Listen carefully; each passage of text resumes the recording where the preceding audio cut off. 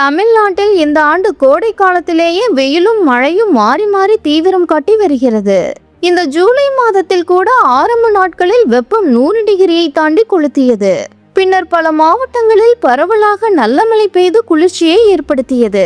இந்நிலையில் கடந்த சில நாட்களாக தமிழகத்தின் பல்வேறு இடங்களில் பகல் நேர வெப்பநிலை மீண்டும் தலை தூக்க தொடங்கியுள்ளது.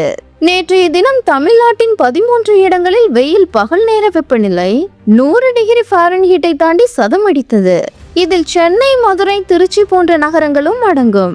இந்நிலையில் தமிழகத்தில் வரும் நாட்களில் காற்றுடன் நல்ல மழைக்கு வாய்ப்பு என வானிலை ஆய்வு மையம் தெரிவித்துள்ளது.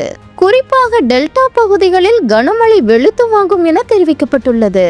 இது தொடர்பாக வானிலை ஆய்வு மையம் வெளியிட்டுள்ள அறிவிப்பில், மேற்கு திசை காற்றின் வேக மாறுபாடு காரணமாக இன்று தமிழகத்தின் ஒரு சில இடங்களிலும், புதுவை மற்றும் காரைக்கால் பகுதிகளிலும் இடி மின்னலுடன் கூடிய லேசானது முதல் மிதமான மழை பெய்யக்கூடும்.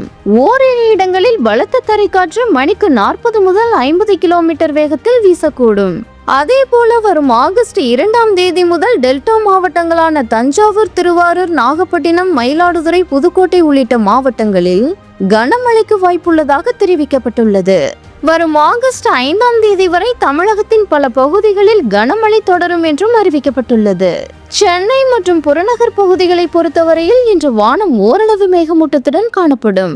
ஒரு சில பகுதிகளில் லேசான மழைக்கு வாய்ப்புள்ளது.